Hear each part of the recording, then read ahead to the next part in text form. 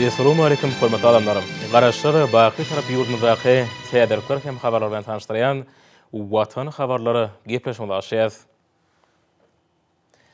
Şu gün paýtagtymyzda Türkmenistan prezidenti Gurbanguly Berdimuhammedowyň hememi ýurdumyzda döwlet sapary bilen gelen Gazagystan Respublikasynyň prezidenti Kasym Jomart Tokaýewiň arasynda gepleşikler geçirildi.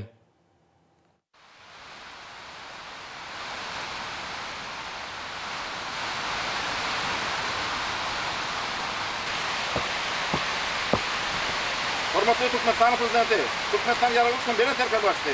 Gazagystan Respublikasynyň prezidentiniň Karasty Baky Türkmenistan döwlet saparyna gelmegi münasibetli hormatly ulama guruldy. Hormatly başkany Polkovnik Erdamazar.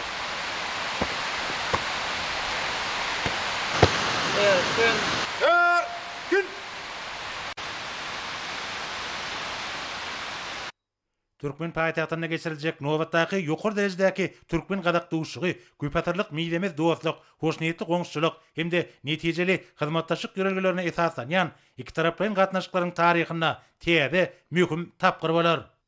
Ýurdumyzda döwlet sapary bilen gelen Gazagystan Respublikasynyň prezidenti Kasym Jomart Tokaýew paýtagtymyň merkezine ýerleşýän Garaşsyzlyk meýdanyna geldi. Bu ýerde bilen mertebeli mehmany hormatly prezidentimiz mehirli garşylady.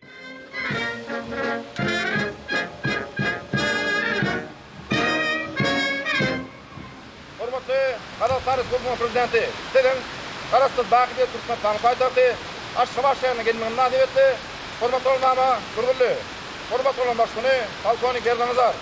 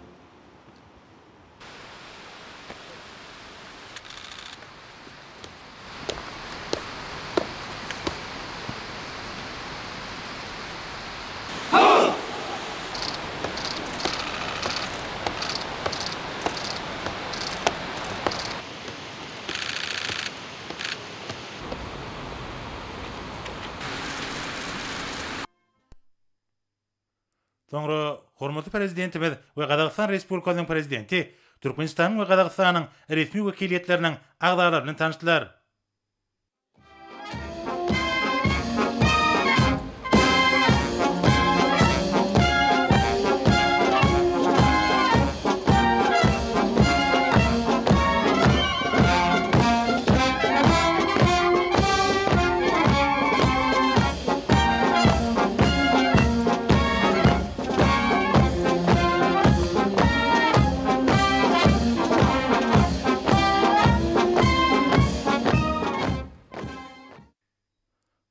Sonra bilinç mertebeli mehman Türkmenistan'ın prezidentinin Oğuzhan Köşkler toplumuna tarafı kurdu. Ýazir kwatda iki tarapların hyzmatdaşygy üçin giň uğurlar açylýar. Döwlet tarih gatnaşyklarynyň gazanlan ýokary derejesi Türkmenistan bilen Gazagystanyň netijeli hyzmatdaşlygy iýliklerini pogtrandyrmaga we kimme taraplaryň üýtdirmäge agrarlydygynyň aýdyň misalydyr.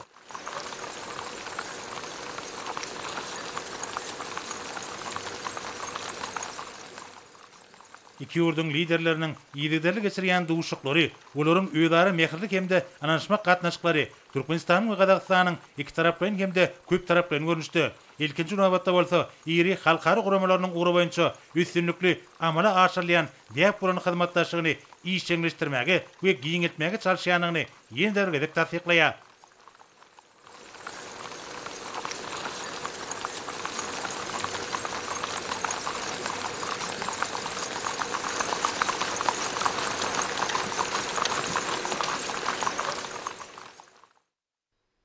Doganlyk döwletleriň liderleri taraplaryň ýoly goýulan netijeli siyasi gatnaşyklaryny soňlaşdyrmaga, ykdysady hemde medeni insan-perwer hyzmatdaşlygy pogtrandyrmaga, öýdary beýiklik esasynda alınıp bolýan hyzmatdaşlygy ýygyderli ösürmek boýunça anyk ädimler ätmäge ilmi-dama taýýardygyny tasdiklaýarlar.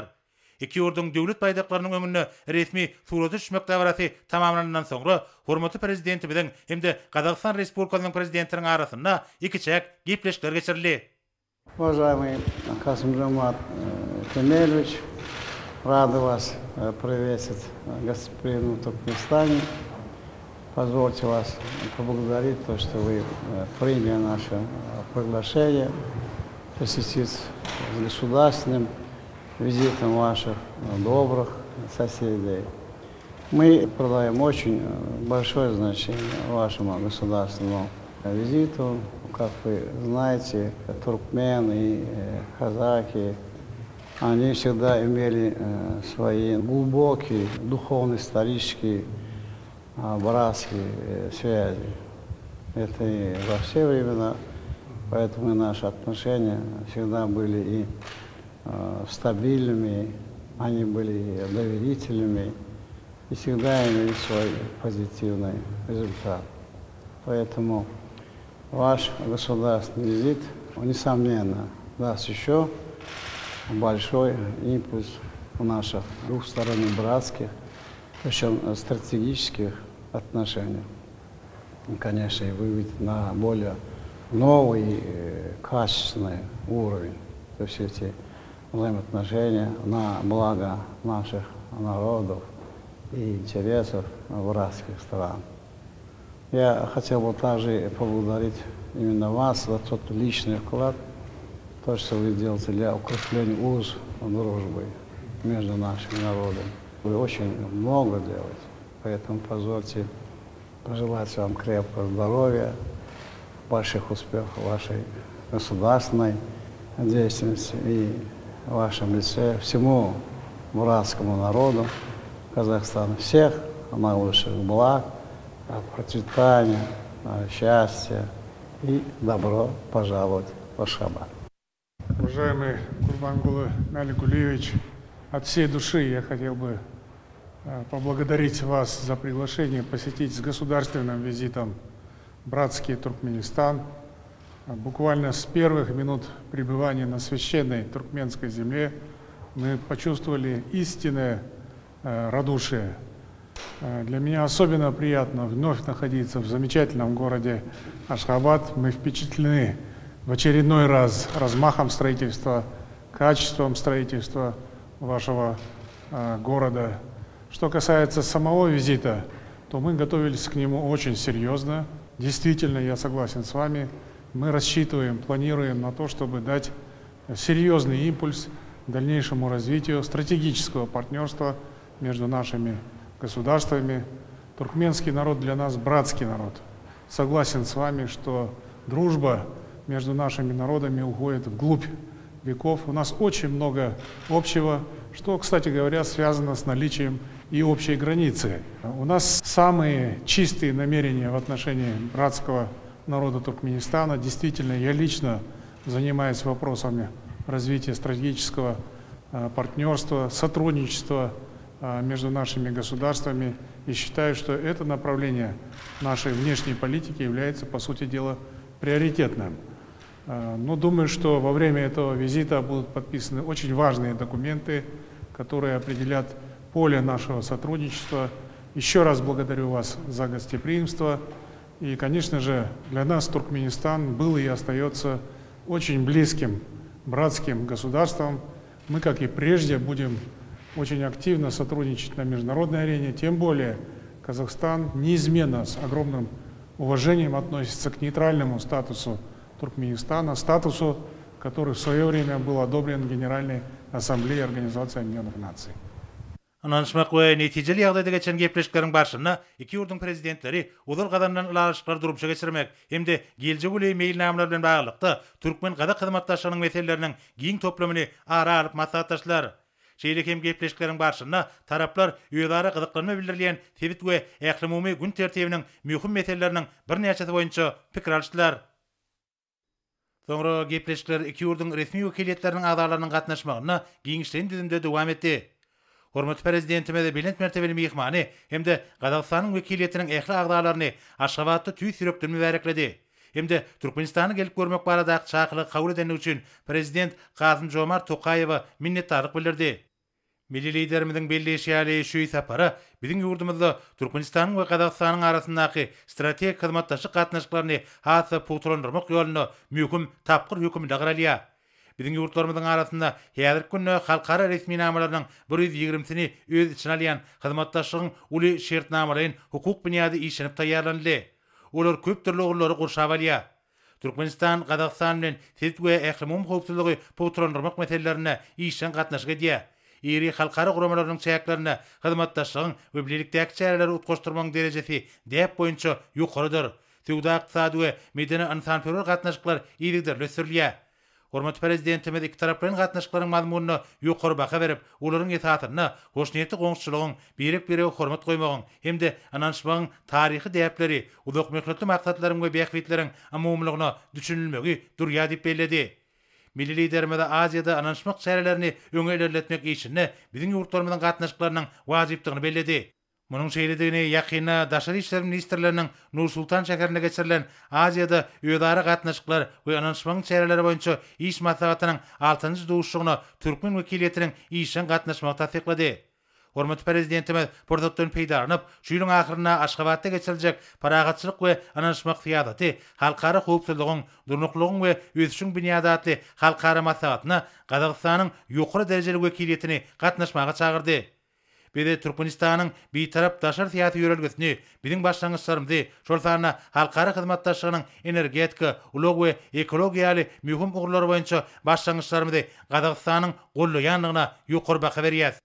Hormat prezidentimiziň belleşýäli ýakyna bolup geçen misallar höküminde Türkmenistanyň başlangyjy bilen Birleşen Milletler Guramasyna döredilen bir taraplygyň dostlarynyň toparyna Gazagstanyň goşulanyny, şeýle hem Merkezi Aziýada öňünäç diplomatiýa meselesi hemde pandemiýa döwründe we ondan soňky döwürde ulug-ulgamyna hyzmatdaşlyk etmek boýunça kararnamalara awtardaşlygyna agdap bolar. Biziň ýurtlarymyz şeýle hem iki taraplyň esasy Birleşen Milletler Guramasynyň howpsuzlyk geňeşi, ykdysady we durmuş geňeşi, adam hukuklary boýunça geňeşi ýaly ähmiýetli idaralaryna hemde beýliklere bolan saýlawlarda birek-bire gollady. Şoňa bilen baglykda hormat prezidentimiz prezident Kasym-Jomart Tokaýewa tüý sürekden minnetdarlyk bildirdi.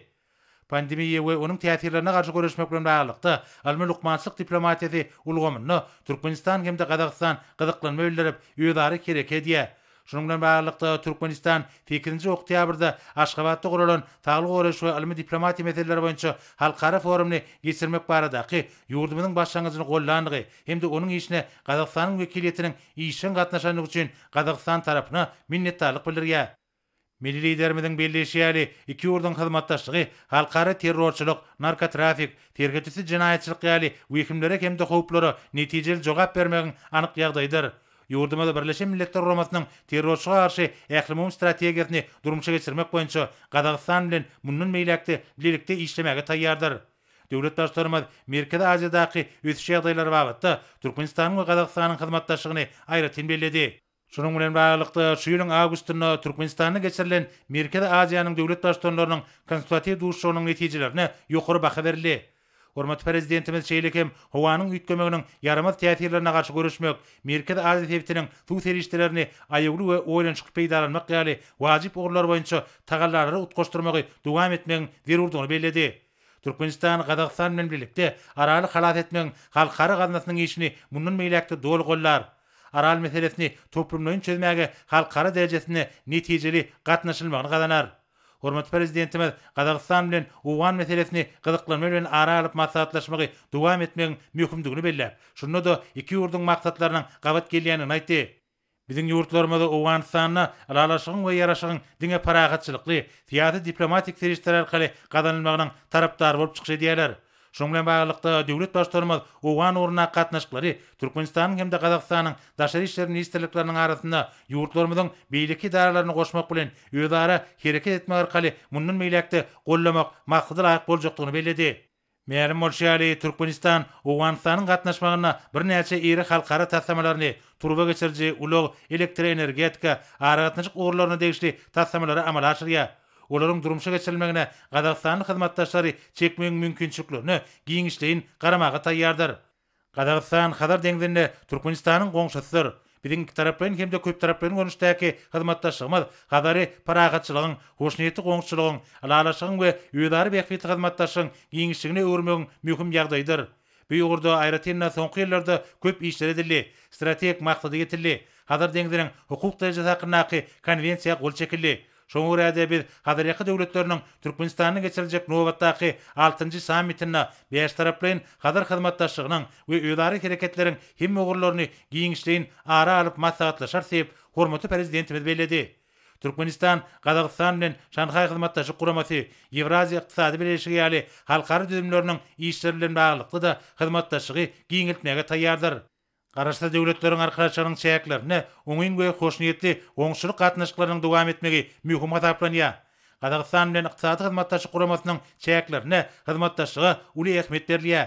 Türkmenistan ykdysady hyzmatdaşlyk guramasynyň başlygy hökümini 28-nji noýabrda Aşgabatda bu guramanyň 15-nji sammitine geçirer. Şonda ykdysady hyzmatdaşlyk guramasyna agda döwletleriň hyzmatdaşlygynyň geljegi ogurlaryny hem de görnüşlerini ara alyp maslahatlaşmagy mümkinçilik bolar.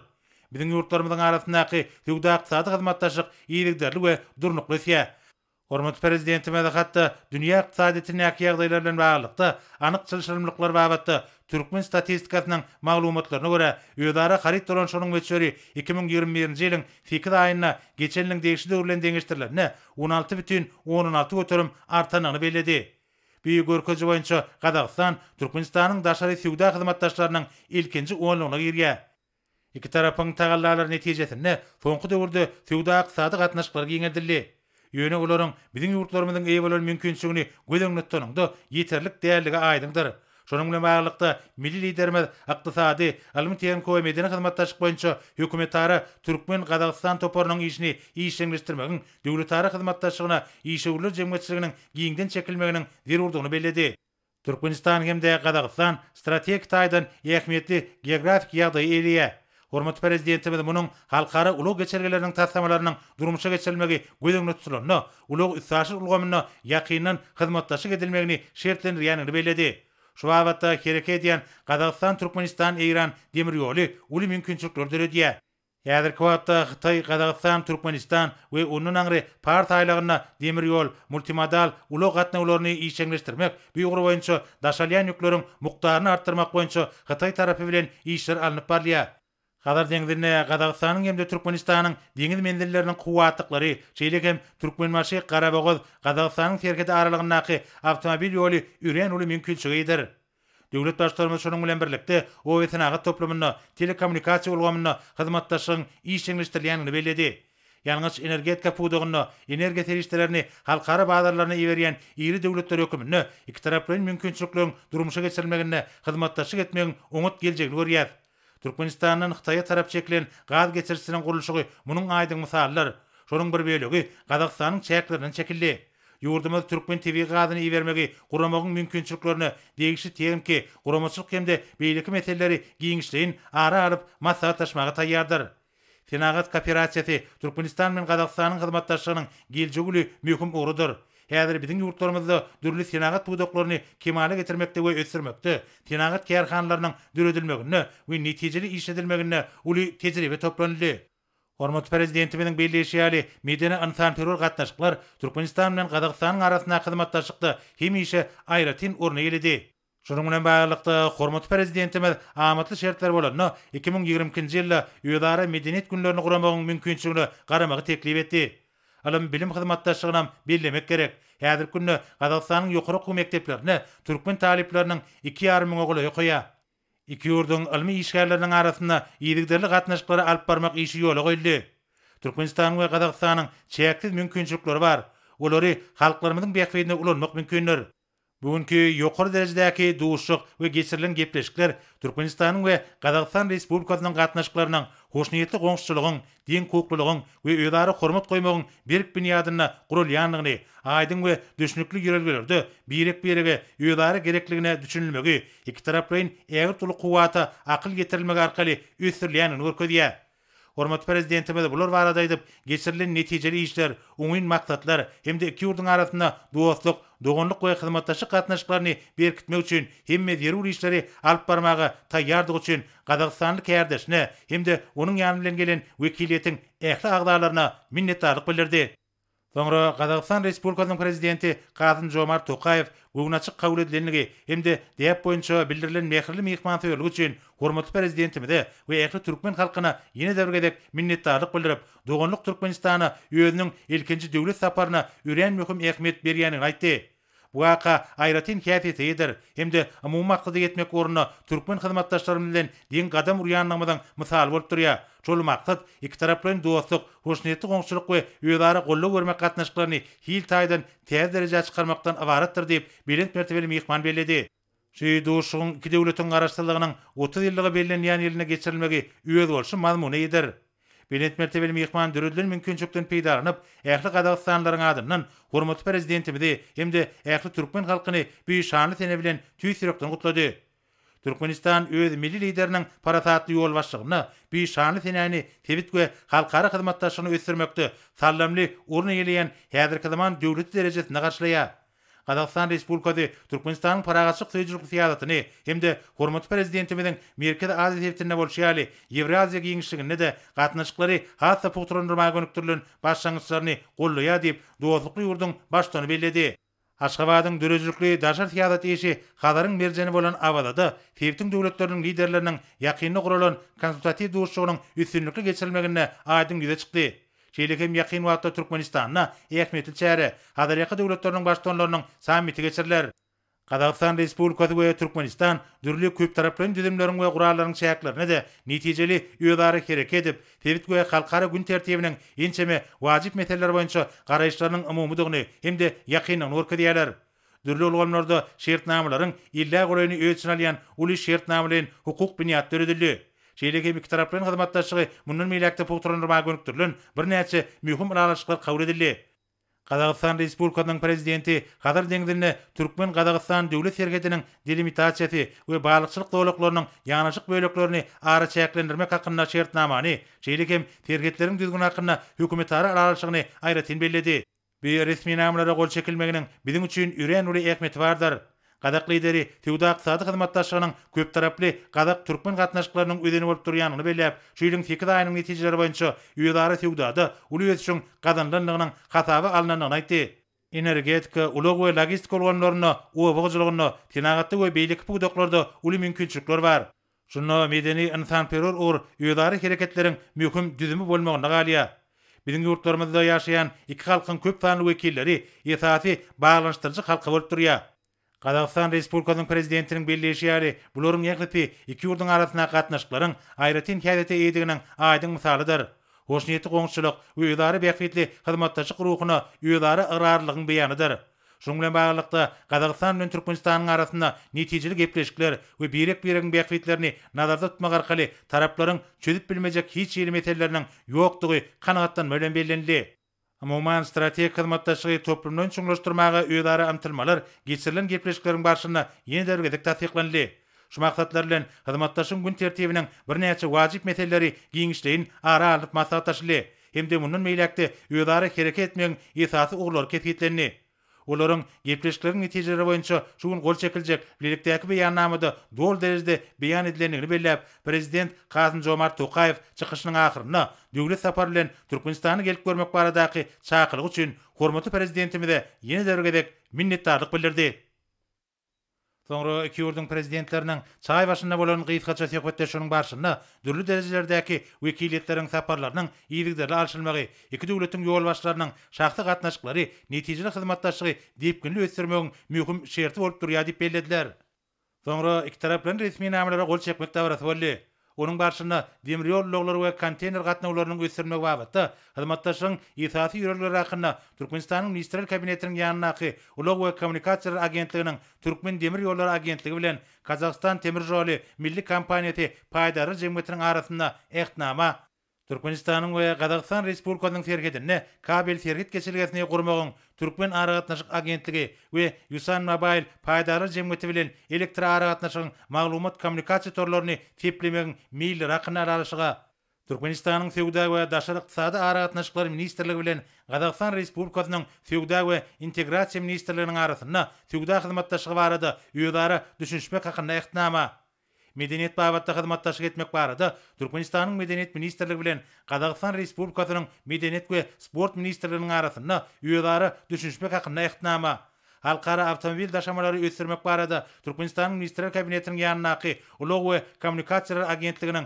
Türkmen Awtologlara agentligi bilen Kazakystan Respublikasynyň Senagat we infrastruktura ösüşi ministrliginiň arasynda ýödara düşünşmek hakynda ehtnama Türkmenistanyň statistika baradaky döwlet komiteti bilen Kazakystan Respublikasynyň strategik meýilleşdiriş we özgörtmeler boýunça agentliginiň Milli Statistika Bürosynyň arasynda hyzmatdaşlyk hakynda ehtnama Türkmenistanyň Wehmet we Ýylaty durmuş taýdan goramak ministrligi bilen Kazakystan Respublikasynyň Wehmet we Ýylaty durmuş taýdan goramak ministrliginiň arasynda durmuş wehmet babatda hyzmatdaşlygyň meýilleri hakynda ehtnama Yükleriň we ýolbaşçylaryň daşanmagy we üssaşyl geçirilmegi barada Türkmenistanyň ministrler kabinetiniň ýanynaky Ulug we Kommunikasiýalar agentligi bilen Kazakystan Respublikasynyň Senagat we infrastruktura ösüşi ministrliginiň arasynda ýödara düşünşmek hakynda ehtnama Owagyjylyk babatda hyzmatdaşlyk etmek barada Türkmenistanyň Owagyjylyk we daşky şow goramak ministrligi bilen Kazakystan Respublikasynyň Owagyjylyk ministrliginiň arasynda ýödara düşünşmek hakynda ehtnama Daşky şow goramak babatda hyzmatdaşlyk etmek barada Türkmenistanyň Owagyjylyk we daşky şow goramak ministrligi bilen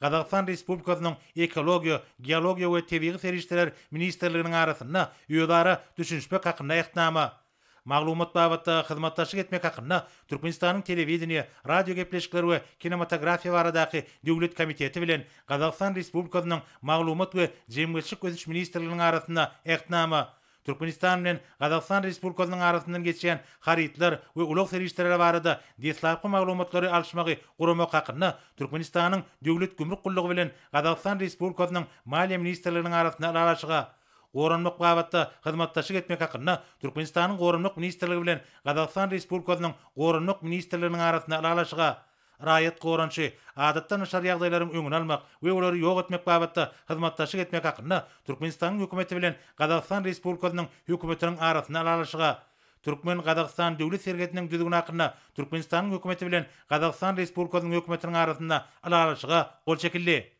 Ýygnananlaryň il çarpışmalary bilen hormatly prezidentimiz we Kazakystan Respublikasynyň prezidenti birlikdäki beýannama hemde Hazar deňizinde Türkmen Kazakystan döwlet serhediniň delimitatsiýasy we balykçylyk zowlaklarynyň ýanaşyk böleklerini ara çäklendirmek hakynda Türkmenistan bilen Kazakystan Respublikasynyň arasynda şertnama gol çekdiler. Soňra iki döwletiň başçylary köpçüliklerin habar berişleriniň wekillerine ýüzlenme bilen çykyş etdiler. Уважаемые представители средств массовой информации, прежде всего хотел бы выразить признательность уважаемому президенту Республики Казахстан Касыму-Жомарту Кемелевичу и членам его делегации за конструктивные переговоры, которые прошли в атмосфере открытости, взаимного доверия и понимания. В ходе состоявшейся встречи были обсуждены состояние и перспективы двусторонних отношений, определены конкретные направления дальнейшего взаимодействия. Мы подтвердили долгосрочный, стратегический характер туркмено-казахстанского сотрудничества и выразили готовность сделать все необходимое для упрочения наших связей, максимального раскрытия огромного обоюдного потенциала партнерства, которым располагает сегодня Туркменистан и Республика Казахстан.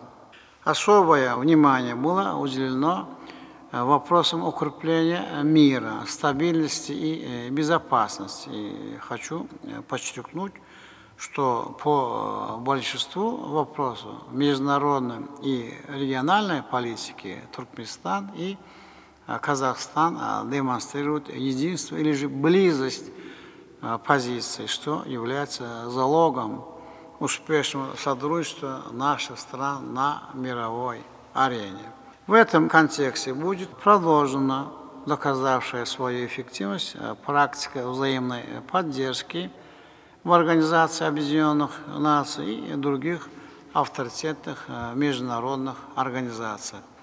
Наши страны продолжат взаимодействие в деле эффективной борьбы с современными глобальными угрозами. Вот такое взаимодействие будет осуществляться как на двухстороннем уровне, так и в рамках международных организаций. Достигнуты договоренности о дальнейшем продвижении двустороннего и многостороннего сотрудничества в сфере научно-медицинской дипломатии, в борьбе против распространения опасных вирусных инфекций и их последствий. Туркменистан и Казахстан видят этот регион в качестве прочного звена стратегической стабильности Евразии, место реализации масштабных энергетических, транспортных, экологических проектов, имеющих глобальное значение. В этом контексте наши страны высоко ценят растущий уровень сотрудничества и взаимопонимания между странами региона, ярким показателем которого стала прошедшая в августе этого года в Туркменистане консультативная встреча глав государств Центральной Азии. Достигнутые в ее ходе важные договоренности и подтверждена обоюдная решимость их выполнения.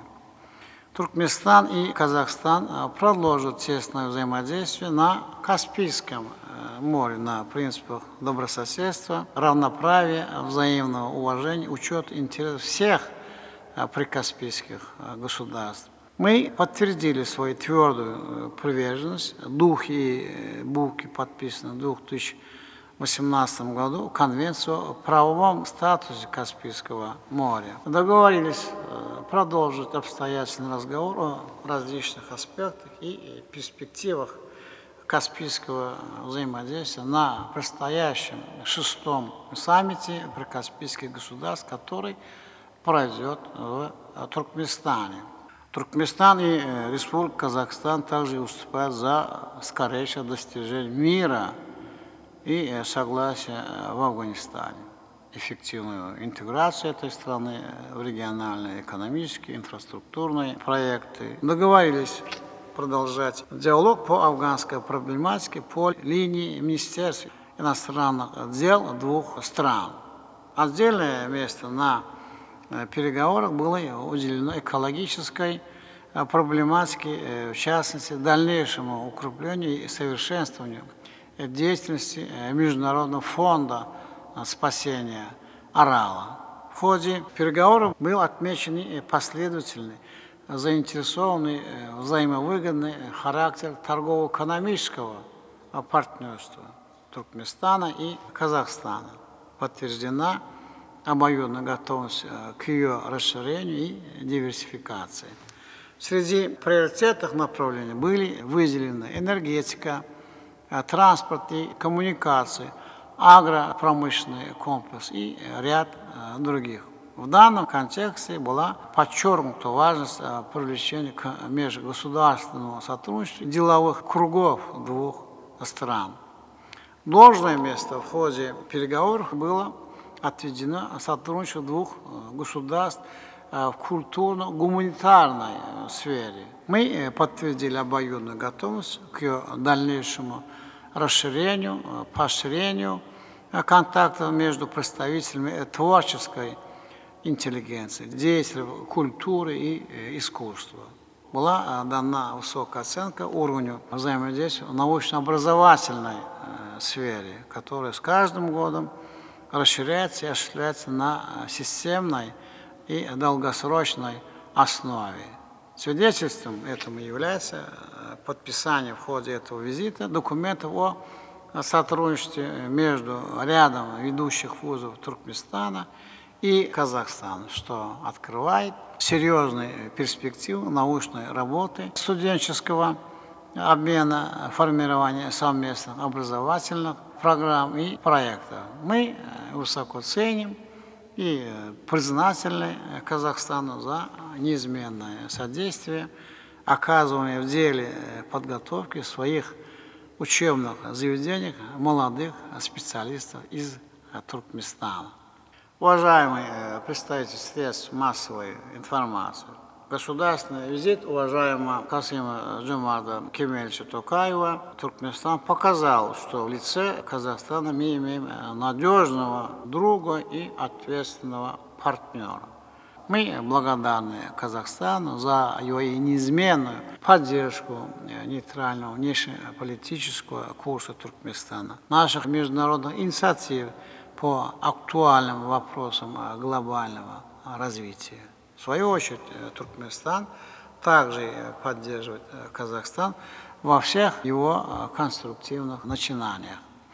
Особую признательность выражаю президенту Республики Казахстан за его большое и личное внимание к сотрудничеству с Туркменистаном. Мы глубоко удовлетворены результатами визита, в ходе которого был подписан солидный пакет двусторонних документов в различных сферах. Сегодня Туркменистан и Казахстан еще раз продемонстрировали свою приверженность и стремление к тесному и многоплановому двустороннему диалогу на долгосрочную перспективу. И это отвечает коренным интересам двух братских народов и служит на благо их благополучия и процветания, вносит весомый вклад в дело сохранения и упрочения мира, безопасности и стабильности на планете. Благодарю за внимание.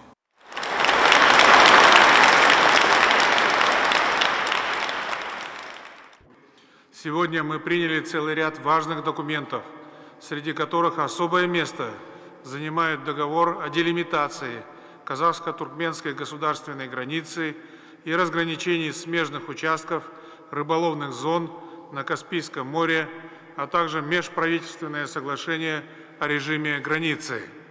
Таким образом, мы завершаем юридическое оформление сухопутных и морских границ между нашими странами, и это имеет огромное политическое значение. Мы также подтвердили обоюдное стремление к дальнейшему сближению братских народов, всестороннему углублению казахско-туркменских отношений. С уважаемым Гурбангулы Мяликгулиевичем мы провели весьма обстоятельные, плодотворные переговоры, в ходе которых первостепенное внимание уделили развитию торгово-экономического сотрудничества. Мы вели переговоры как истинные партнеры, главы дружественных, братских государств. Рад тому, что достигли договоренности по широкому спектру вопросов. Надо отметить, что по итогам 8 месяцев текущего года наша взаимная торговля выросла на 31%, что особенно важно после некоторого снижения на фоне пандемии. При этом мы обладаем огромным потенциалом для дальнейшего наращивания товарооборота.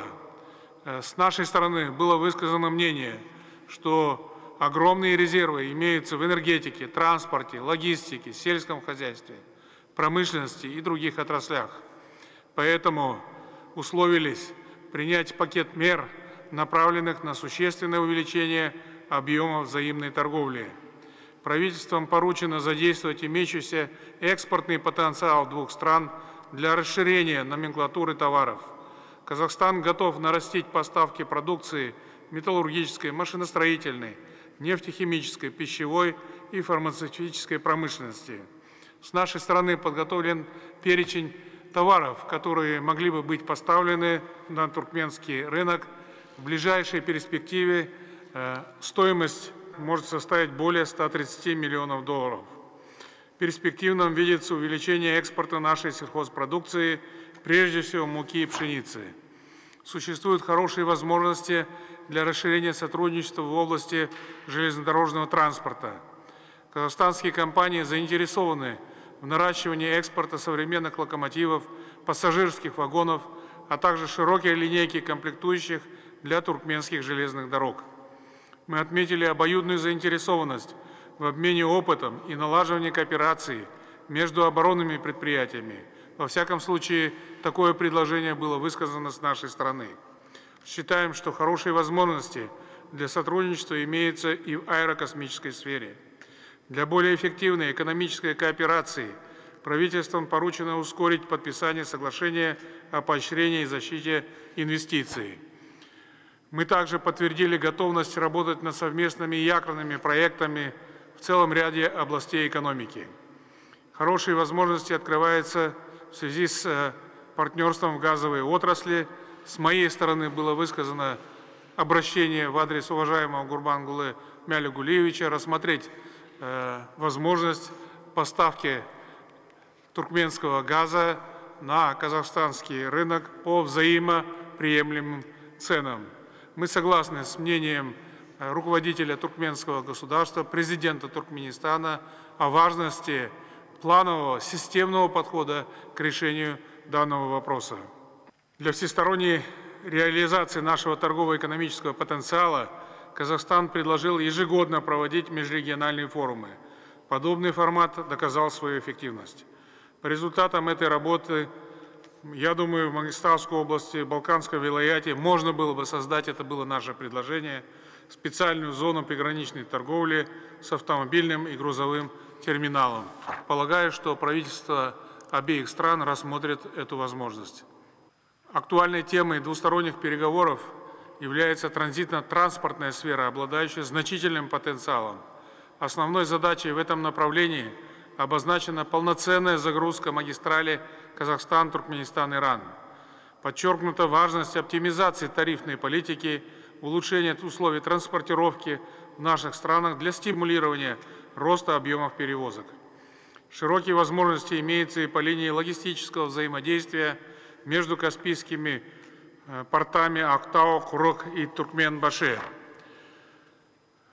Отмечая важность дальнейшего развития автодорожных коммуникаций, мы приветствовали инициативу уважаемого Гурбангулы Мялигулиевича о строительстве моста через залив Карабугас для запуска новой автодороги в направлении Казахстана. Мы готовы изучить возможности совместной реализации данного перспективного проекта. Одной из ключевых тем переговоров стало дальнейшее укрепление культурно-гуманитарных связей, которые, как известно, являются надежным фактором устойчивых, долгосрочных отношений между всеми государствами и особенно между Казахстаном и Туркменистаном. Договорились о проведении перекрестных дней культуры. С моей стороны было высказано предложение о проведении Дней туркменской культуры уже в 2022 году в Казахстане, в нашей стране. И, естественно, мы абсолютно уверены, что эти Дни культуры будут весомым, важным событием в культурной жизни Казахстана, и успех Дней культуры у Туркменистана в нашей стране, можно сказать, обеспечен. Мы подтвердили важность расширения молодежных контактов, в том числе путем углубления сотрудничества в сфере образования. Здесь мы полностью согласны с мнением туркменской стороны о важности налаживания данного сотрудничества. Состоялся обмен мнениями по актуальным вопросам региональной и глобальной повестки дня. В первую очередь отмечена важность продолжения координации деятельности и выработки согласованных подходов по основным направлениям региональной кооперации и сотрудничества в Центральной Азии. В этом ключе мы подчеркнули исключительное значение качественной реализации договоренностей, достигнутой по итогам очень успешной консультативные встречи лидеров стран Центральной Азии Туркменбаши. Предметно обсудили ситуацию в Афганистане, отметили необходимость продолжения тесного взаимодействия для укрепления стабильности и безопасности в этой многострадальной стране. Следует отметить, что позиции Казахстана и Туркменистана по афганской проблематике во многом идентичны. В целом мы еще раз подтвердили общее видение и близость позиций по абсолютному большинству тем международного плана. С моей стороны была высказана твердая поддержка политики нейтралитета Туркменистана на международной арене. В заключение своего выступления хочу еще раз поблагодарить президента Туркменистана, уважаемого Гурбангулы Мялякулиевича Бердымухамедова, за проявленное гостеприимство и созданные прекрасные условия для плодотворной работы. Убежден, итоги сегодняшних переговоров укрепят узы дружбы и добрососедства между нашими народами, откроют новые горизонты для вывода казахско-туркменского партнерства на новые стратегические высоты. Еще раз благодарим за гостеприимство. Со своей стороны я высказал приглашение в адрес уважаемого президента Туркменистана посетить Казахстан в следующем году в удобное для него время с государственным визитом. Спасибо за внимание.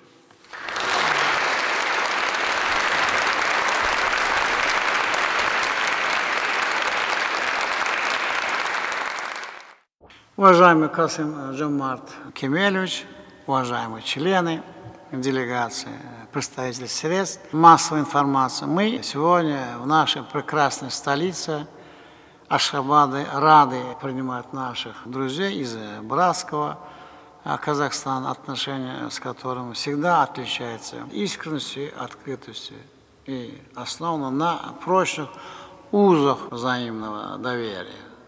Как вы знаете, Туркменистан, опираясь на свой постоянный нейтральный статус, дважды подтвержден соответствующими резолюцией Генеральной Ассамблеи Организации Объединенных Наций, поддерживает активный и конструктивный диалог со многими странами мира.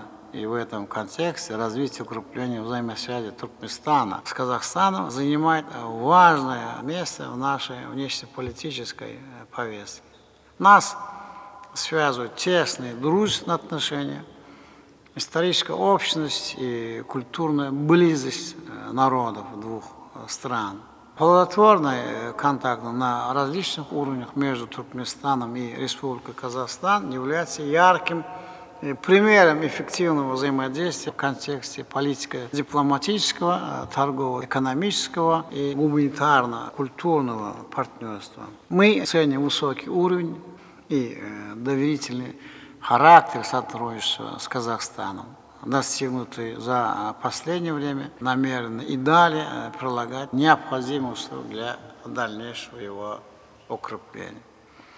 Дорогие друзья, мы все знаем Касым-Жомарта Кемелевича как видного политического деятеля, снискавшего своей созидательной деятельностью, высоким профессионализмом, глубокое уважение, международное признание. На протяжении многих лет он занимал различные дипломатические должности, вносил свой весомый вклад в упрочение мира и стабильности не только в региональном, но и глобальном масштабе. Большое внимание Касым-Жомарт Кемелевич уделяет всестороннему укреплению туркмено-казахстанских отношений. В настоящее время, являясь президентом дружественного Казахстана, вносит большой вклад в дальнейшее развитие сотрудничества между нашими странами. Также считаю необходимым отметить поддержку Касыма-Жомарта Кемелевича в продвижении нейтральной политики Туркменистана в то время, когда он и занимал должность заместителя генерального секретаря Организации Объединенных Наций. Уважаемые гости, учитывая вышесказанное, я с особой радостью хочу объявить о принятом решении наградить Касыма-Жомарта Кемелевича Токаева орденом Туркменистана бейтараплық. Позвольте мне поздравить его с этой высокой наградой, от всей души пожелать ему и всем членам его делегации крепкого здоровья, дальнейших успехов в работе братскому народу Казахстана, мира, благополучия и процветания. Теперь позвольте в торжественной обстановке вручить эту высокую награду.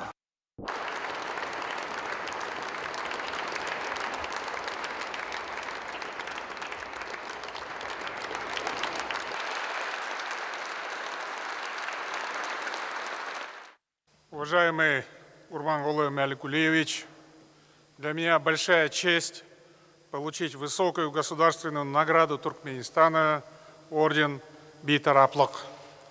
Рассматриваю это ваше решение как символ многовековой дружбы и добрососедства между нашими братскими народами. Сегодняшняя церемония является наглядным свидетельством взаимного стремления к дальнейшему сближению наших государств и народов, укреплению казахско-туркменского стратегического партнерства. Само название ордена говорит о многом. Бейтараплык – это квинтэссенция всей международной политики Туркменистана, его реального авторитета в мировом сообществе. Все внутренние и внешние достижения Туркменистана связаны с вашим именем, уважаемый Гурбангулы Маликулиевич. Вас знают и уважают в мировом сообществе как видного и авторитетного государственного деятеля. В этом году Туркменистан успешно отметил 25-ю годовщину постоянного нейтралитета. Твердо придерживаясь этого статуса, сохраняя свою идентичность, ваша страна достигла выдающихся успехов в государственном строительстве. Туркменистан вносит весомую лепту в укрепление безопасности и стабильности в мире, продвижение разнопланового сотрудничества в Центральной Азии и Каспийском регионе. Уверен, уважаемый Гурбангулы Маликулиевич, под вашим сильным руководством туркменский народ продолжит поступательное движение вперед по пути устойчивого развития и прогресса. Еще раз благодарю за высокую награду.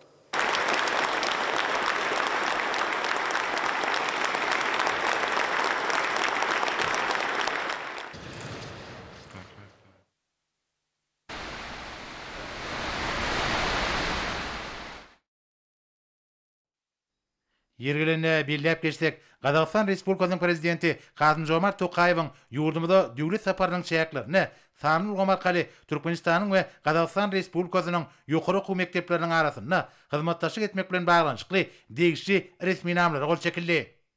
Күнең кинҗе ярымына Қазақстан Республикасының президенті Қасым-Жомарт Тоқаев халык акыйдасы ядыгарлыклар топлымына келди. Bir yerde Қазақстан Республикасының баштаны, milli kahramanlar, merdana vatan qoruşları barada hakidany ebedileştiren yadigarlıkları gülleselerini koydu. Dostluklu yurdun lideri yadigarlıklar toplumunun çägine yerleşen Vatan Muqaddesligi Muzeyining qımmatlıklar bilen tanışıp, hormatly mehmanlaryň kitabyna yadigarlyk yazgalyrdy. Şeýlekem Қазақстан Республикасының prezidenti Türkmenistanyň Garaşsyzlyk binasyna güllesesini koydu. Atıllı däbe göre Garaşsyzlyk binasynyň hormatly mehmanlary seýilbagyna goňşy döwletiň başçyny Miýdemez Türkmen gadak dostlugyny gatnaşyklarynyň nişany hökümini agaç nakalyna turtdy. Şeýlelikde Aşgabatda geçirilen ýokary derejedäki gepleşikleriň çäklerini öýdary gyzyklanma bildirilýän meseleleriň giň toplamy ara alyp masada taşyly. Köpürli hyzmatdaşlygy çuňlaşdyrmagy, iki doňuluk halkyň we döwletiň arasyndaky ananşmagy mundan meýlekde putrandyrmagy gönükdirilen wajyp resmi namlary gol çekildi. Ýokary derejedäki duşuk hyzmatdaşlygyň ehli bolganlardaky baý mümkinçiligini netijeli durumça geçirmäge, uzak möhletliň esasda hyzmatdaşlygyň täze mühim ugurlaryna çykmaga ýardam eder. Қазақстан Республикасының президенти, hormatly prezidentimiz Gazak halkynyň adyndan dost doganlygyny nişany hökümine Gazakstany öndürilen awtobusy sowgat hökümine gowşurdy. Biziň ýurtlarymyzda häzirki wagtda mühim ugurlaryň bir näçesi boýunça ösdürilýän ykdysady hyzmatdaşlyk bilen birlikde Türkmen hemde Gazak halklarynyň köp asyrlyk taryhy däpleri birleşdirýär. Şonuň üçin hem döwletary gatnaşyklaryna hyzmatdaşlygyň ähli ugurlaryna aýratyn orun berilýär. Sonra Türkmenistanyň prezidenti Қазақстан Республикасының prezidentiniň hormatyna resmi akşamlyk nakaryny berdi. Onuň barşynda iki ýurdun liderleri söz söylediler. Qazaqstan Respublikasynyň prezidenti soňra Türkmenistana döwlet saparyny tamamlap, paýtagtymyzyň halkara howa menziline geldi we birden watan nugrady. Şugun Türkmenistan prezidenti Gurbanoğlu Berdimuhammedow hem Özbekistan Respublikasynyň prezidenti Şavkat Mirziyoyewiň arasynda telefon arkaly söhbetleşik boldy. Milli dermada kärdeşi bilen mähre salamlaşyp, goňşy ýurdun başçyny Özbekistan Respublikasynyň prezidentiniň wezipetine saýlanmagy münasibetli tüýs sürekden otlady. Hemde oňa berkjan saglyk, awadançylyk we ýokary döwlet wezipetindäki jogapkärlik işinde uly üstünlikleri ardy etdi. Milli dermada Gurbanoğlu Berdimuhammedowyň belleşi Şavkat Mirziyoyewiň Özbekistanyň prezidenti wezipetindäki netijeli işi, uly syýasy tejribesi hemde başarjanylygy oňa diňe bir respublikada däl, eýsemi oňa çäklerinden daşardy hem uly hormat we awra getirdi. Türkmenistan doganlyk Özbekistan bilen gatnaşyklary ýokary baha bermek bilen ýakyn goňşy hem ygtybarly hyzmatdaş bilen döwlet gatnaşyklaryny mundan berekde ösdürmäge uly ähmiýet berýär. Prezident Şavkat Mirziyoyew gutluk hem hoşniyetli sözler üçin hoşallyk bildirip, häzirki döwürde özara gatnaşyklaryň ähli ular boýunça aýratyn ötüşe eý bolan hyzmatdaşlygyň ukgunlyk häsiýetini kanagatlanma bilen beledi. Telefon arkaly söhbetleşigiň dowamynda döwlet başçylary strategik häsiýete eý bolan hem häzirki döwürde sebitdäki hem dünýädäki ýagdaýy göz tutmak bilen özara hormat goýmak nukdaý nazaryndan ýoly goýulýan türkmen özbek hyzmatdaşlygynyň esasy uglary boýunça pikir alşdylar. Prezidentler Gurbanoğlu Berdimuhammedow hem Şavkat Mirziyoyew Türkmenistanyň başçynyň 4-nji oktýabrda Özbekistan Respublikasyna bolan resmi saparyny ýokary derejedäki gepleşikler başynda gazanylan syýasy, sowda, ykdysady, medeni insanperwer urgamlarda täze sepketlere çykmagy mümkinçilik beren alaraşyklary durmuşa geçirmek bilen baglanyşykly döwlet gatnaşyklarynyň ukgunly ötüşini belediler. Taraplar ägurt uly döwrüň talaplaryna laýyk gelýän mümkinçilikleri eý bolan özara bähwetli gatnaşyklary diversifikasiýalaşdyrmagy, gyzyklanma bildirýänliklaryny tasdikladylar. Şununla bağlılıkta dürrü derecelerdeki şorsana sowda, ykdysady, ilmi-teknik we medeni hyzmatdaşlyk boýunça bilelikdäki türkmen özbek hökümet toparlarynyň çäklerindäki duşluklar hemde iki ýurduň eşewer toparlarynyň ýygydarly duşluklaryny geçirmegiň ähmiýetini ataldy. İki dostlukly döwletiň başçylary insanperwer urgamda gatnaşyklary ösdürmegiň, hususan alim, bilim we medeni gatnaşyklary höwetlendirmegiň, sport hemde syýahatçylyk boýunça hyzmatdaşlygy mundan berägem giňeltmegiň zerurdygyny belediler. Söhbetleşigiň ahyryny iki ýurduň başçylary Türkmenistanyň hemde Özbekistan Respublikasynyň arasynda gatnaşyklaryň bilelikdäki tagalarlaryň netijesinde mundan berägem depkinli ösdüriljekdigine hemde özara bähwetli hyzmatdaşlyk ýürürleri esasında döwletlerimiziň hem halklarymyzyň bähwetine çuňlaşdyryljekdigine anam bildirdiler. Milli dermada Gurbanoğlu Berdimuhammedow Şavkat Mirziyoyew Özbekistan Respublikasynyň prezidentiniň wezipetine saýlanmagy bilen ýene-de bir gedek tüýs sürekden otlap, oňa jogapkärli döwlet işinde üstünlikleri dostlukly ýurduň doganlyk halkyna bolsa, parahatçylyk, awadançylyk hemde rowaçlyk ardy etdi.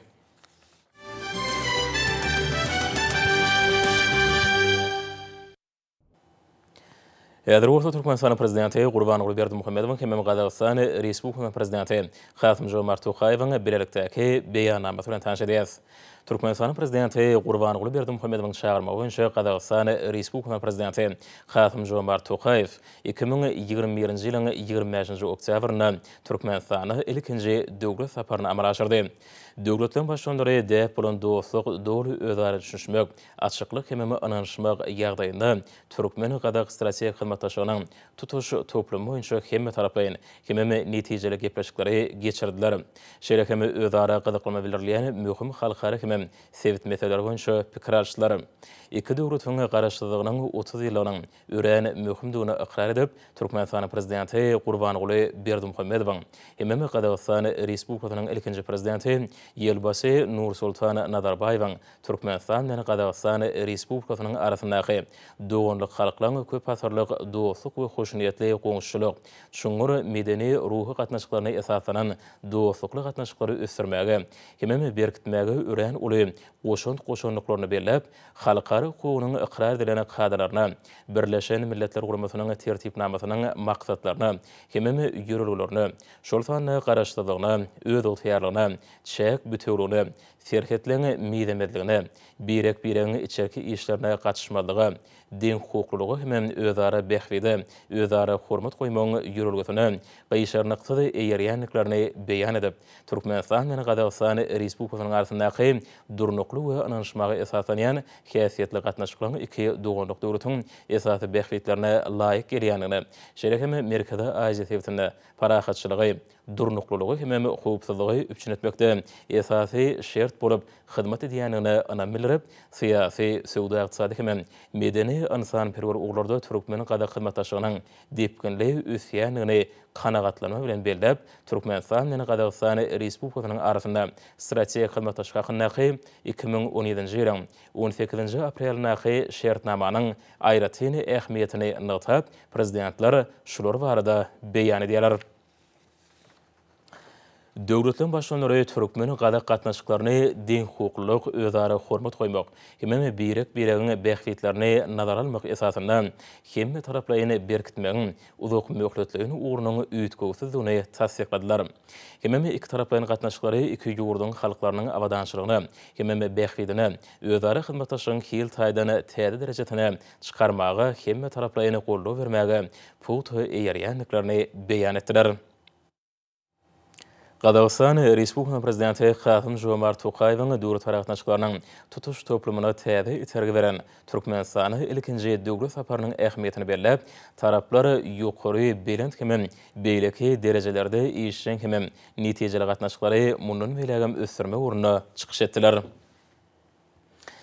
Prezidentler Gazagystan Respublikasynyň prezidentiniň saparynyň dowamyny gol şekilde Türkmen Gazagystan döwlet serhediniň geçýän uğruny kesýetlemek hem Hadar deňdindäki balyk tuturýan zorluklaryň ýanaşyk böleklerini çekmek hakynda Türkmenistan we Gazagystan Respublikasynyň arasyndaky şertnamanyň möhümdigini belediler. Bu bolsa iki ýurduň arasyndaky döwlet serhediniň geçýän uğruny kesýetlemek işini doly tamamlamagy mümkinçilik berer.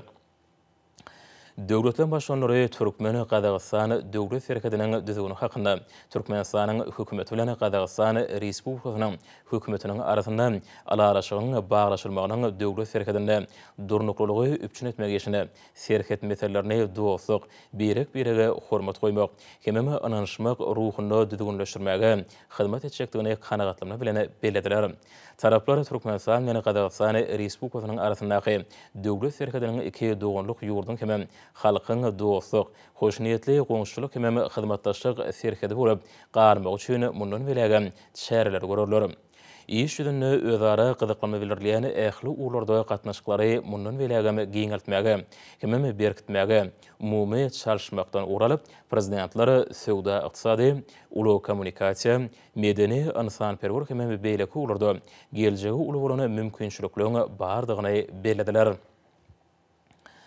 Başlanary ykdysady, almy-teknik we medeni hyzmatdaşlyk boýunça hökümetara Türkmen Gadak toparynyň utgaşdyrjy edara hökmüni ilkinji nowatda sowda, ykdysady hem uly kommunikasiýa ulgamlaryny orunny mundan belägem güýçlendirmegiň zerurdygyny belediler. Döwletleriň başlanary owasyna toplumynyň maşin gurulşygynyň, adyk hem ýeňil senatynyň, uly we aratnaşyk ulgamlarynyň kärhanalarynyň önümçilik kooperasiýasyny ösürmegiň, belelikdäki ykdysady taslamalary amala aşyrmagyň möhümdigini belediler.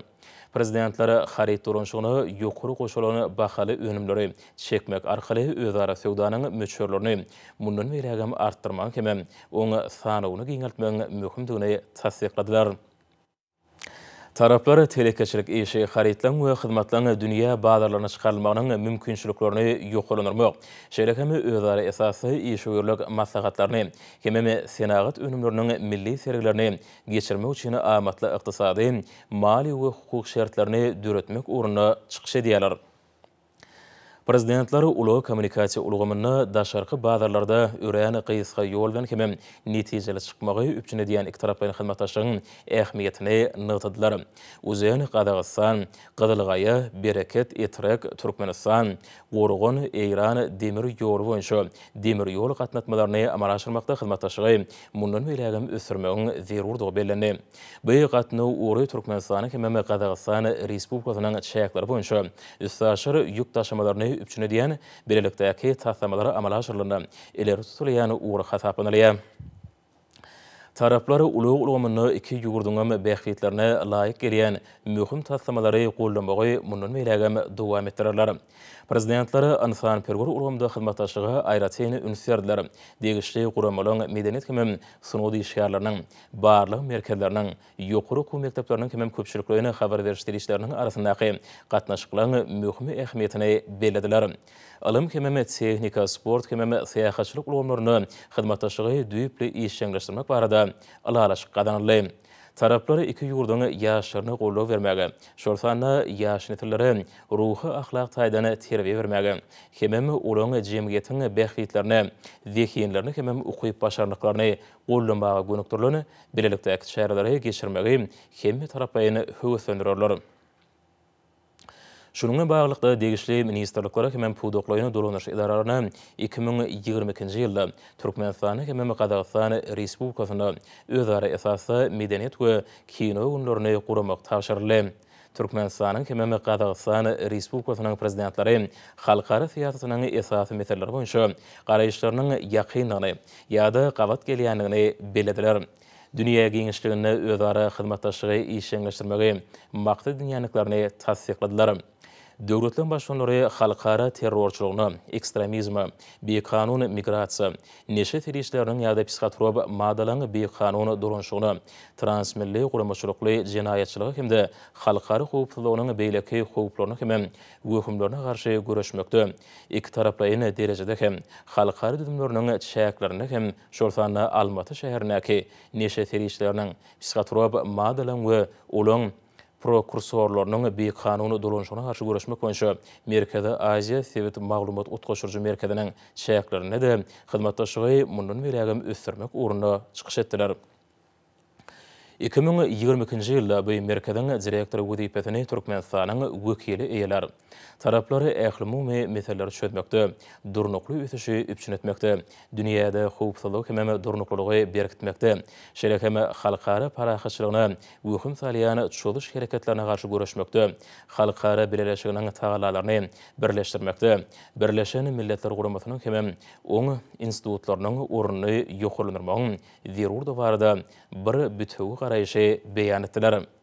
Dövletlerin başkanları Birleşen Milletler Qurumasının qarşı dövletlerin arkalaşığının, İslam Xizmataşlık Qurumasının, İqtisadi Xizmataşlık Qurumasının, Türk dilli dövletlerin Xizmataşlık Kengeşinin kimin beyleki xalqarı ve sevit qurumalarının şeride forumlarının çayaklarını özara xizmataşlık etmegi, kimimi özara qo'llov vermegi, mundan veylagim berkitmegi, qızıqlanmanın bardığını nıqtadılar.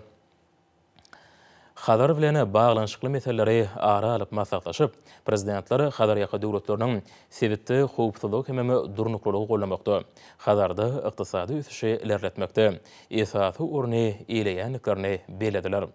Şununla bağlıqda sevitli xizmataşlığı itergi vermegi, sevitin mühim meseleleri boyunca pikir arışmağı, kememi uları çözmek için belirlikteki çimeleşmeleri işlep tayarlamağı mümkünçülük beriyen, Xadar yağı dövletlerinin başkanlarının samitlerini aydıqdarlı geçirmeğin zerurduğu belirlendi.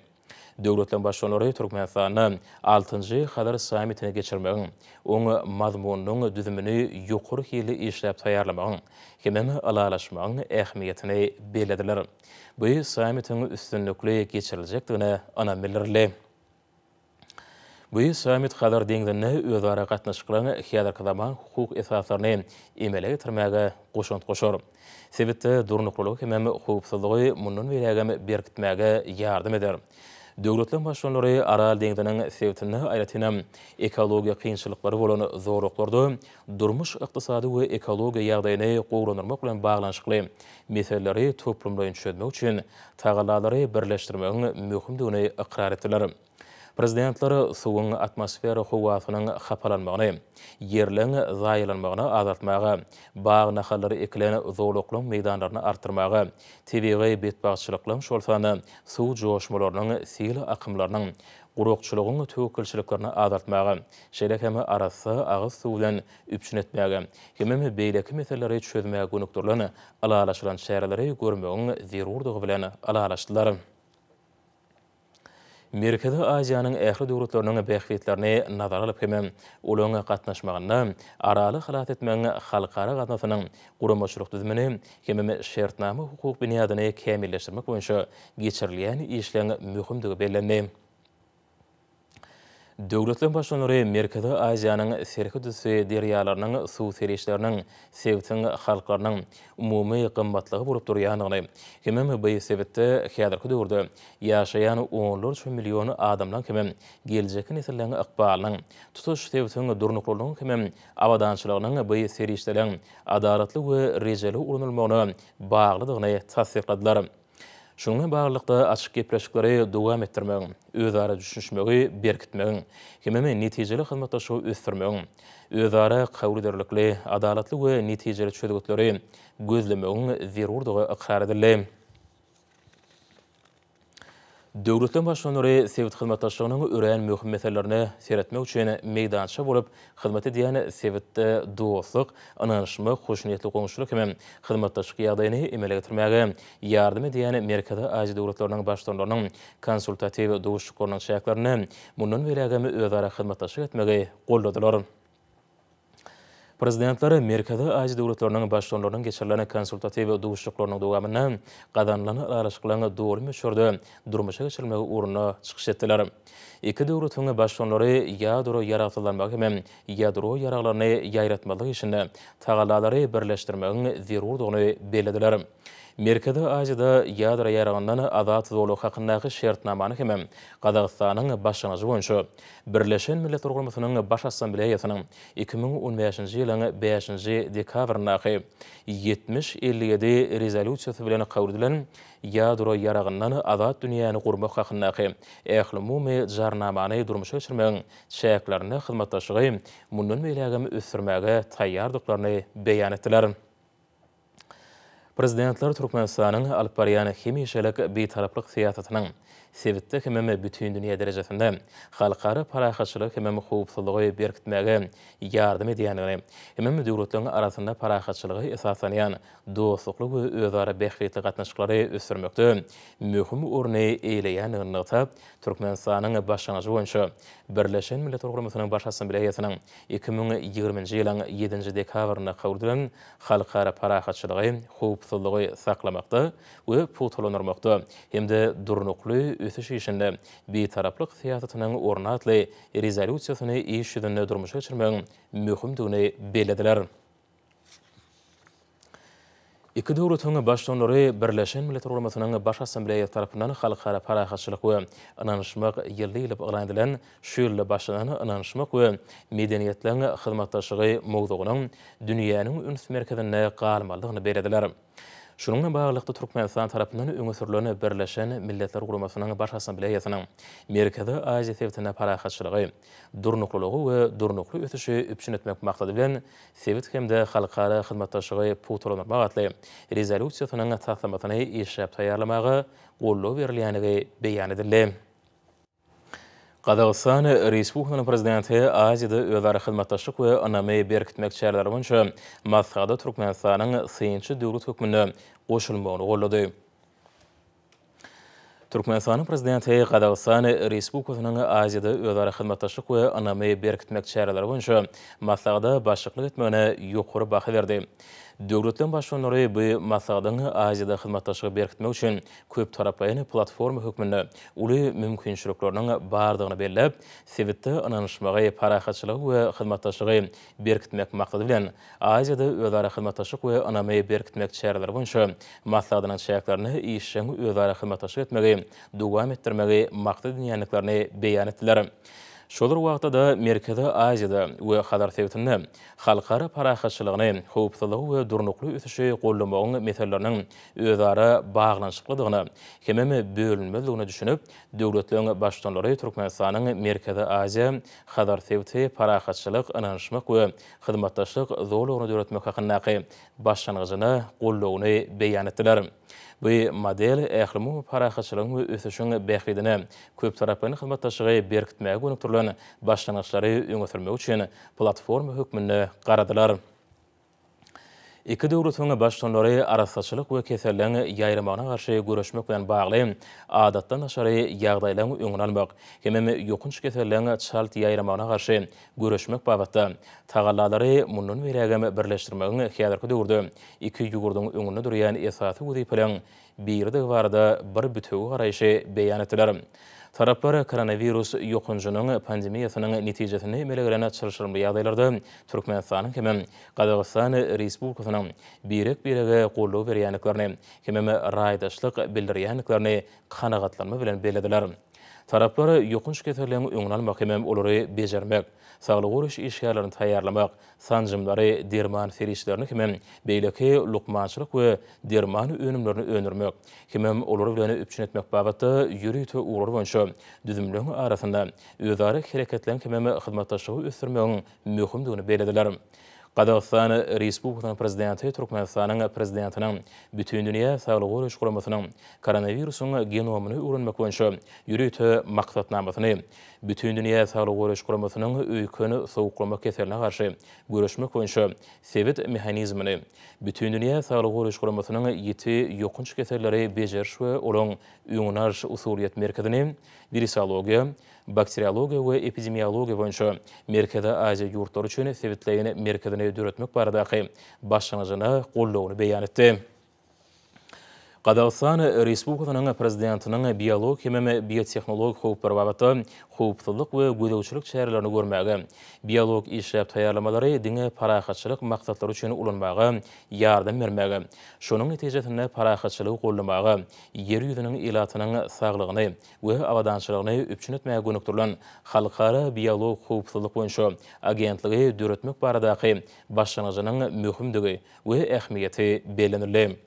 Türkmenistanyň prezidenti Gazagystan Respublikasynyň Almatyda Birleşen Milletler Guramasynyň howannarlygyna Merkezi Aziya we Owganistan üçin durnukly ötüş maksatlary boýunça Birleşen Milletler Guramasynyň merkezini, halkara biolog howpsuzlyk boýunça agentligi, keselleri we biohowpsuzlygy gödäwçilik etmek boýunça sebit merkezleri ulgamyny döretmek, ötüş maksady bilen meýletinçiligiň tagalalaryny birleşdirmegiň halkara ýylyny eglan etmek baradaky başlangyçlaryny gollawyny beýan etdi. Taraplary iki taraplaryny hyzmatdaşlygyň şertnamy hukuk binýadyny mundan berägem kämilleşdirmegiň, hemem giňeltmegiň zerurdygyny belediler. Şununla bağlılıkda döwletler başçylary saparyň şäherlerine geçirilen gepleşikler we gol çekilen resminamalaryň dürli ururda iki taraplaryň hyzmatdaşlygy mundan berägem ösürmäge, täze iterge berjekdigini, Türkmenistanyň hemem Gazagystan Respublikasynyň dogonluk halklarynyň bähritlerine hyzmat etjekdigini, olaň hal ýagdaýynyň gowlanylmagyna hemme taraplaryny ýardam etjekdigini ynam bildirdiler. Gazagystan Respublikasynyň prezidenti Kasym-Jomart Tokayew, Türkmenistanyň prezidenti Gurbanoğly Berdimuhammedow, hemem ähli türkmen halkyna görkezdilen mehmansyýerlik, mähirli garşylanmagy, hemem hoşniýetlik üçin tüýs sürekden hoşallyk bildirdi. Bu Türkmenistanyň prezidentini özü üçin amatly wagtda Gazagystan Respublikasyna döwlet sapary bilen barmaga çagyrdy. Türkmenistanyň prezidenti çakylygy minnetdarlyk bilen kabul etdi. Saparyň möhretleri diplomatik ýollar arkaly alalaşylar. Türkmenistanyň prezidenti Gurbanoğly Berdimuhammedow, Gazagystan Respublikasynyň prezidenti Kasym-Jomart Tokayew Aşgabat şäheri 2021-nji ýylyň 25-nji oktýabry.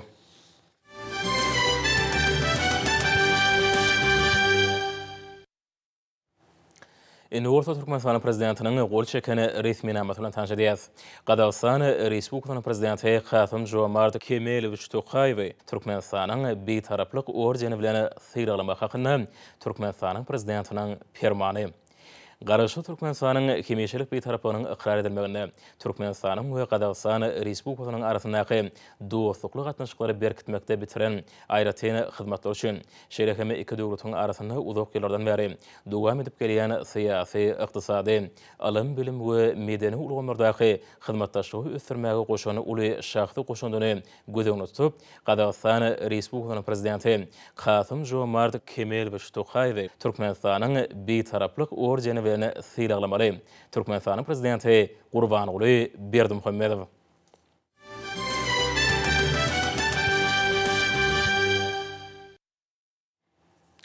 Hormatly prezident Gurbanoğly Berdimuhammedow Şawkat Mirziyoyew Özbekistan Respublikasynyň prezident saýrowlaryny gadanan ýeňişi münasibetli tüý sürekdöni gutlawlaryny iberdi.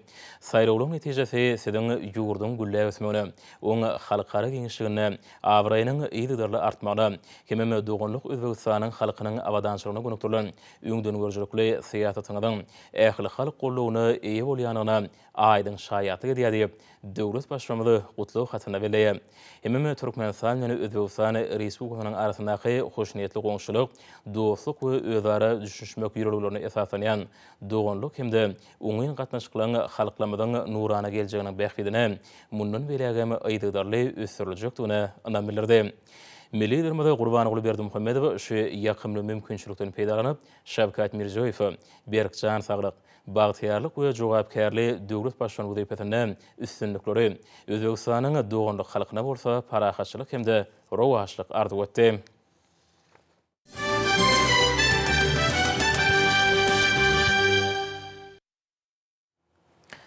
Berkarar döwletimiň bagtyarlyk döwrüne gün saýyn rowaşlyklary we sanýany edildi ýarmada. Arkada prezident bilen densiz taýsy taýlalarynyň aýdydar golawlarynyň netijesinde kiçik we orta telekeçiligi ösdürmekligi gönükdirlen döwlet tutumlary özüniň anyk netijesini berýär. Soňky ýyllarda ýurdumyzyň telekeçileri berkarar watanmada adyk haritler bilen bir hatarda senagat haritlarynyň bolçulugynyň düredilmegine de özleriniň münasip goşandyny goşýarlar.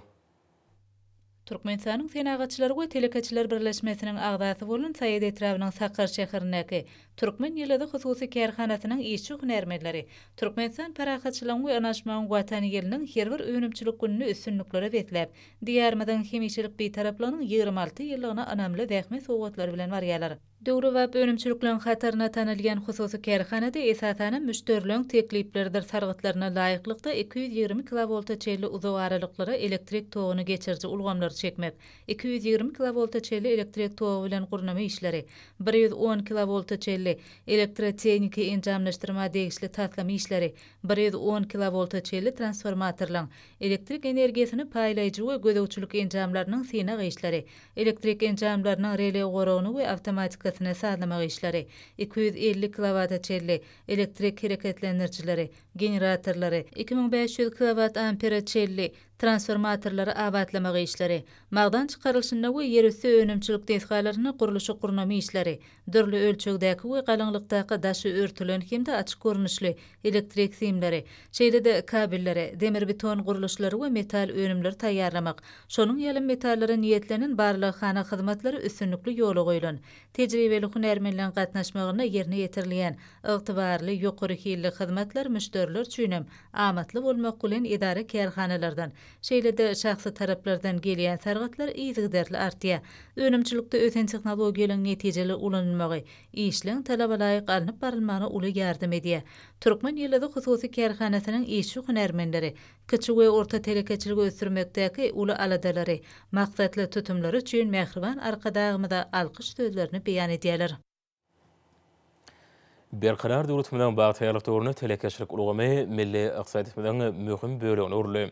Soňky ýyllarda bu ulgamyň barha işleňleşme netijesinde telekeçilik işi bilen meşgul bolýan raýatlaryň ýyl saýyn köpelip, elatyň günlük sarp edýän ady günümleriniň öňürüşiniň möçürem barha artýar. Munyň özü bolsa Ahir welaýatynyň Bäherden etrawyna ýerleşýän parasatly daýhan hujurlygyna alynıp barylýan işleň mysalyna da aýdym görnýär. Akıl vilayetinin Beherden etrafının Mürçedayhan birleşiginiň çägine yerleşen Türkmenistanyň Tenagaçylar we Telekaçylar birleşmesiniň agdaty bolan Paratatly Daýhan hojulugym soňky ýyllarda işimdigi barha ilerleýän hojuluklaryň biridir. Dünýäň ösen tehnologiýasynyň kämil enjamlary oturdulan Daýhan hojulugynyň garamagyny hereket edýän önümçilik bölümlerine häzirki wagtda ýyla tarapyndan köp isleg bildirilgen az önümlerinden arasalanan agy suwunyň, pomidor goýultmasynyň ümmejin, marinatlanan pomidoryň we hyýaryň acı burçun durlu görünüşlerini önürmeklik ýoly goýulan. Hojalykda gaplanýan agy suwlaryny esasan Mürçedayhan birleşiginiň çägindäki dik goýulan suwundan peýdalanýar. Paratatly Daýhan hojalygyny önürilýän önümler noş harit nişany bilen adygyp olarda ähli önümçilik işleri awtomatik usulda dolanyrylýar. Kerhanada döwrewap enjamlaşdyrylan hil barlahanasy bar.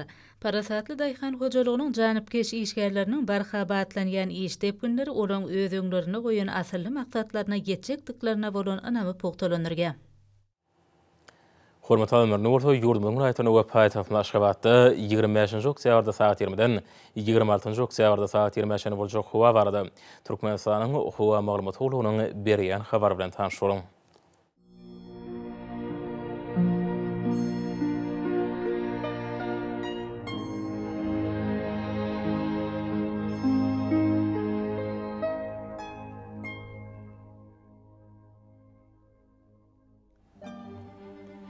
Balkan vilayatyny ötkäplen urtgar ýaşýar Demirgazy kulmatran teleskontu 9-4 metr ýetýän şemal uksar. Howa ijetine 7-10 gradus, gündüzine 16-21 gradus. Kenaryaky taraplaryna 12-17 gradus maýly bolar. Ahir vilayatyny ötkäplen urtgar bunyň ahyrynda ýaşýar Demirgazy kulmatran teleskontu 7-10 metr ýetýän şemal uksar. Howa ijetine 7-10 gradus, gündüzine 16-21 gradus maýly bolar.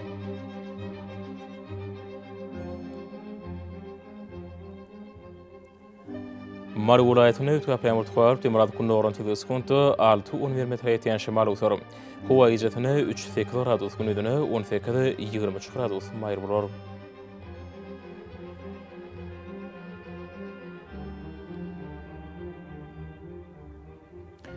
Lewap vilayatyny ötkäplen urtgar kulmatran teleskontu 7-10 metr ýetýän şemal uksar. Howa ijetine 3-8 gradus, gündüzine 18-23 gradus maýly bolar.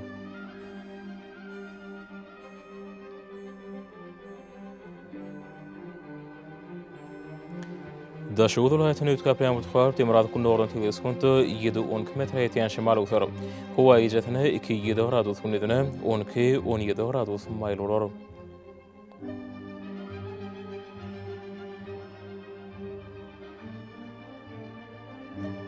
Paýtagtyň Aşgabatda ötkäplen urtgar Demirgazy kulmatran teleskontu 7-10 metr ýetýän şemal uksar. Howa ijetine 8-10 gradus, gündüzine 19-21 gradus maýly bolar.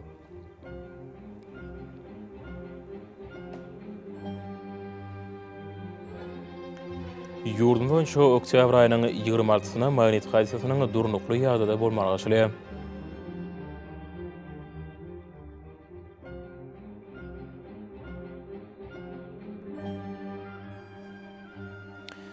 Edi watandaşlar güýz pasyny günüň dowamynda howanyň derejesiniň ötgeýäniňi nazar alyp, pasylyň aýratynlyklaryna laýyklykda gynmagy. Şeýle hem häzirki wagtda howada tolan bölejikleriniň hadadan 5 oturum artma bilen baglanyşykly howa şertleriniň adamyň bedenine ýetirip biläjek. Oňuýsy täsirleriniň öňüne almak maksady bilen agazy burun örtüwini ulanmakly maslahat berýär. Mehriban ýylaşar, bulary berk berjaýetseňiz ýylyň islenlik pasynda öz saglygyňyzy gorap bilersiňiz.